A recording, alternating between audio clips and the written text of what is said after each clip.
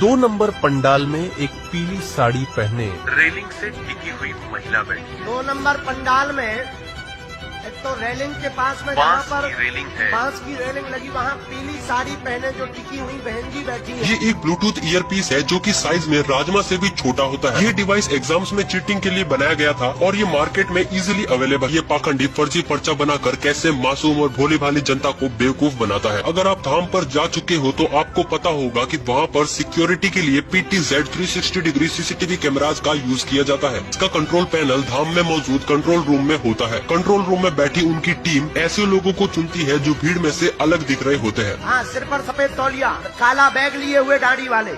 लेकिन अब main question ये है कि ये इन्फॉर्मेशन धीरेन्द्र शास्त्री तक कैसे पहुंचाई जाती है। तो काम होता है GSM मॉड्यूल और ब्लूटूथ डिवाइस की मदद से। ये एक ब्लूटूथ ईयरपीस है जो कि साइज में राजमा से भी छोटा होता है। ये डिवाइस एग्जाम्स में चीटिंग के लिए बनाया गया था और ये मार्केट में इजीली अवेलेबल है। ये 2 वे कम्युनिकेशन को सपोर्ट करता है, लेकिन इस केस में ये सिर्फ धीरेन्द्र शास्त्री तक इन्फॉर्मेशन पहुँचाने का काम करता है। और कभी कभी ये डिजिटल स्क्रीन का भी यूज कर लेते हैं जिसका कंट्रोल एजेंट के हाथ में होता है। जब भी धीरेन्द्र शास्त्री को एजेंट से कॉन्टेक्ट करना होता है तो वो कुछ कोड वर्ड का यूज करते हैं। राम, साधु जी, राम, तुझे सीताराम।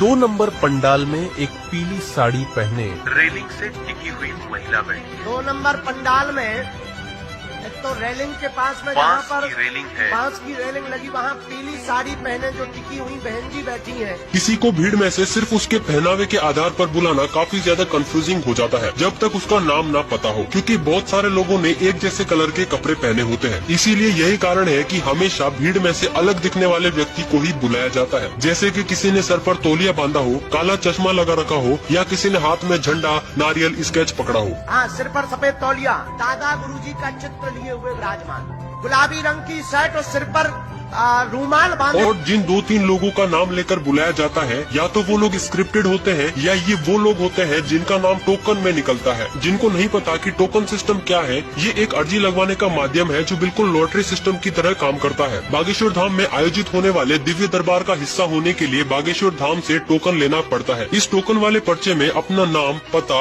और मोबाइल नंबर लिखकर बागेश्वर धाम में जमा करना होता है।